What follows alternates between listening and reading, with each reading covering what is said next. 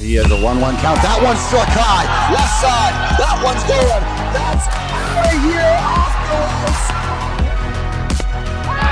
You have got to be kidding me.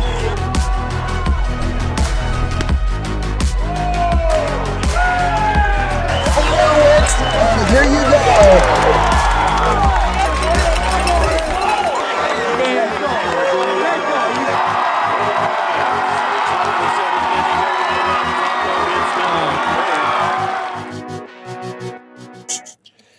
Class 3A fans, welcome in a new week, new rankings, new teams. Yes, we've got two new teams making their debut or reappearance, you could say, into the polls. Andrew Brown joined by myself, Cade Nissen.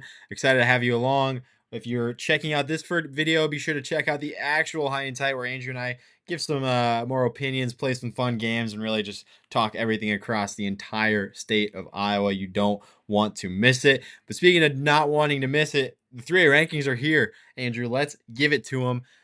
15 through 11 coming at you right here. Before we break these down, I will give you our honorable mentions from the outside looking in from our 3A ranker himself: Waverly Shellrock, Algona, Sadell, and Creston. So a few teams that dropped out of the rankings, but still on the outside looking in. A team that stuck out to me, though, Andrew, is Xavier and the Saints. Their team I got to see in person. A double header sweep over 4A, then top 10 Prairie. I guess I'm not even sure where Prairie sits in 4A this week, but last week they were number 8, and they at home swept them behind some great pitching. I just got to talk about them very briefly. I saw their two top innings guys throw in Brady Cruz and Andrew Hamlet.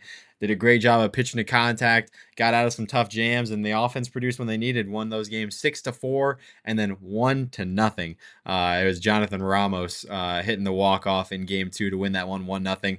Fastest doubleheader I've ever been at in my entire life, Andrew. I texted you, and I was halfway through game 2, and you were finishing game 1 of your stream. I think I was on the road by 8:15, and that doubleheader started at 5 o'clock. I don't know if there's some sort of record for anyone listening out there, but if you've had a faster doubleheader than that, let me know, because I think I just experienced history that night, and I wasn't complaining. It was good baseball, pitching to contact, getting outs.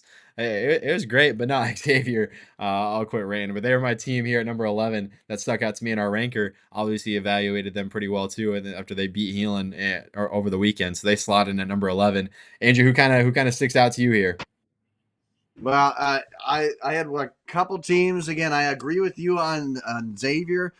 For me, I look at this team and I will say this is one of the best win teams here, and that's Benton. Benton has 15 wins coming into this, and in looking at the ranker's description, yes, it's kind of hard to not put the wins leader here in that. This is the first team in 3A to 15 wins. So, yeah, and ultimately they're doing it well. They're number 2 in RBIs, and the company they keep is Solon, Wahlert, Algona, Marion. I mean, that's pretty substantial here. And Benton's, again, batting .342. They're second in the class in total bases overall. And, base running wise, they've got a lot going for them. Pitching wise, they've got a lot going for them. They've always been one of those really strong fielding teams here. But, man, a lot more on the offensive side of things. But certainly they do a lot, and it's going to be fun to watch this team going forward. They've got some big tests coming on up. So if anybody's kind of curious and scratching their head, I think that conference play will start to really solidify if they're deserving to be in the top 15 or not. But yeah, again, I really got to get the chance to get out there and see this team, top 10 team in strikeouts anyway. So they've got a lot going for them. Great field, great new addition to the scoreboard that they had a couple years ago now. But yeah, Benton is on fire. 15 wins is no slouch here in 3A. Absolutely. Well, rounding out this little group here, Bondurant, Farrar, and Pella both take a dip in their rankings, staying inside the top 15, though. And Lewis Central, one of just 23 teams to sport double-digit wins. They rise up 2 spots. Let's get into the top 10, Andrew, though, where you're going to see our biggest riser this week in Class 3A. It is Center Point Urbana, a team I don't think we talked about it all in the preseason, and here they are sitting at number 10 in Class 3A. What have you seen?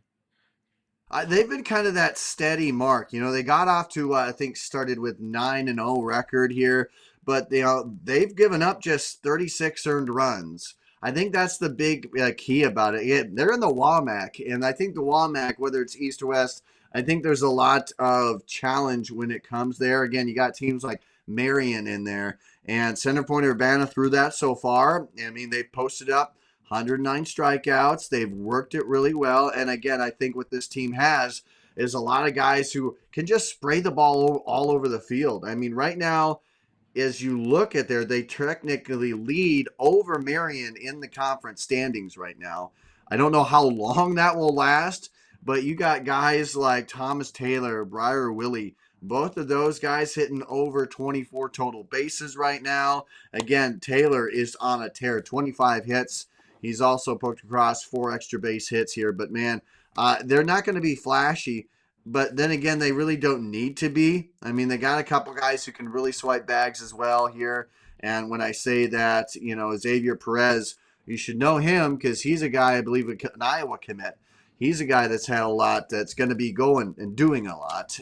He's one of, I believe, if I'm not mistaken, I could be wrong, one of the final underclassmen to be committed to a college as the recruiting rules have changed. So if you want to get out, this is a chance to go out and see him as one of the last of the underclassmen commits, I guess. So, but anyway, he's not even the biggest story on this squad, right? This is a lot of guys and a handful of underclassmen who are really making a big push. Bo Lawrence being one of them as well. So, a lot to like. A lot. I think this team has just been really steady and consistent.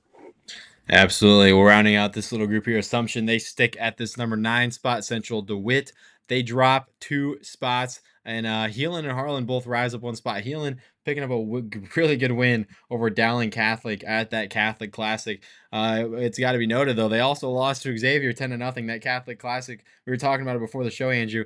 Just every team going 1-1. Every team kind of having taken a tough loss and then bouncing back with a really good win. So that's the thing with those tournaments at the end of the week. You never know what you're gonna get. But at the end of the day, Heelan, they come out with a win over a 4A squad in Dowling Catholic. So rounding into our top 5, Andrew, we got the same 5 teams, but we do have some movement. Nothing at number 5 though. It's Solon. 2 losses last week, but they were 1 to Marion and then 1 to Iowa City High. Solon still is viable as a top 5 team here. Yeah, and rightfully so. Again, you look at it; they're still top 10 in RBI, 5th in stolen bases. They've proved a little bit of a different narrative from last year that they're going to win these close conference games. They're going to come out on top. They split with Marion in 2 very different games. If you catch those 11 to 10 win, 0 to 15 loss, but this is a team that again with their losses have been. I guess good losses. I don't know if you can really say that in the grand scheme, but they've been better losses. So yeah, it's hard to bump them up because they've been more consistent than other teams. Absolutely. Moving to number 4, where a team that took a dip, it is Marion. Andrew, what do you think our Class 3A ranker saw here? He kind of says in his description it's splitting hairs between them and Wahlert, which I guess I'm going to give away as number 3. But what do you think ranker sees to slot Marion to number 4 and Wahlert to number 3? Well, honestly, I think Wallard has just been on a bit of a bigger tear, right? I mean, they've been going through. They took down Cedar Falls in the doubleheader we were at. We got to broadcast there, and with kind of ease. Now, I'm not saying that Marion has had an easier slate. Obviously, they split with Solon. That was pretty well done. Mount Vernon was a doubleheader sweep there. I think it's just more or less more volume of games and who Waller ended up playing there as well. Who they took down also mattered in that grand scheme. And so, I think at this point you can interchange. I mean, honestly, if you really want to, you could try to interchange 1 through 10 here. But especially once you get up into this realm here, yes, it is truly, I agree, splitting hairs. And I think it's just a matter of the volume of teams you played, who you played, and I think that's ultimately why I think the Golden Eagles may have gotten the nod. Hopping up to number 2, where it is North Polk holding down the spot yet again, Andrew. We talked preseason how difficult the Raccoon River Conference is, and which it really is. And so far, no trouble yet for North Polk. No L's in the column. It's obviously some competitive games against Boone, Bonneret, Farrar, ADM close, Gilbert close. But at the end of the day, this team's coming out on top. They got a big one tomorrow at Ballard, which we could see a little Eli Rouse and maybe Hunter Cook, Reese Rogge, type of duel, which could be fun. But North Polk, I mean, they're just what we expected so far. Well, yeah, I mean, I outscored their opponents this week 36-5. And how much have we talked about? Again, we named the names Reese Rogge, Hunter Cook. Why? Because their pitching has been so dominant, but now their offense is getting that boost. Their offense is there. I talked about them being as one of the top 10 offenses I wanted to see, and I know you did too before the season.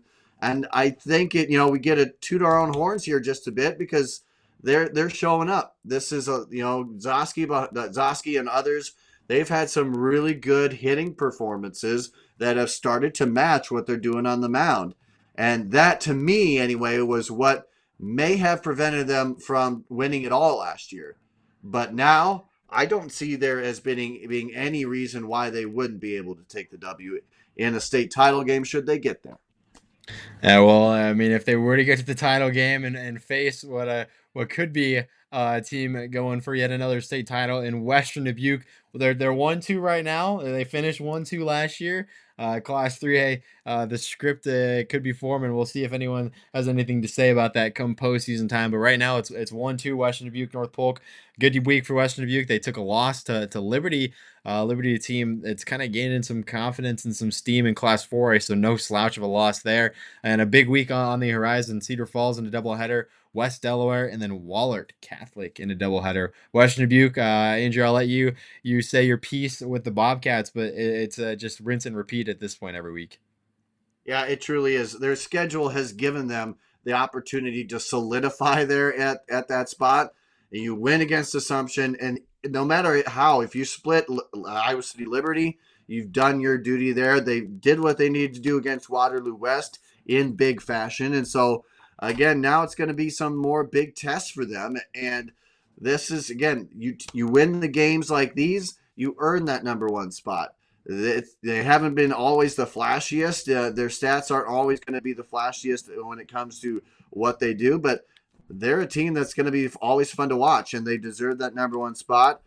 Coach Bryant and company, they've been there, done that. And again, it's like them. It's just rinse and repeat. Well, there you have it, folks. Class 3A Week 4 rankings in the books. Be sure to like this video, share this video with a parent, with a family friend, whatever it may be. Have them check out our stuff. We appreciate all you guys continually supporting IABaseball and what we do. Andrew and I have a ton of fun, and it's only going to get crazier as we approach the postseason. It's crazy. I'm saying that. I can't believe I'm saying that, but no, it was a ton of fun this week, Andrew. We got Class 4A to record. We're going to go do that. Class 3A fans, we will see you next time.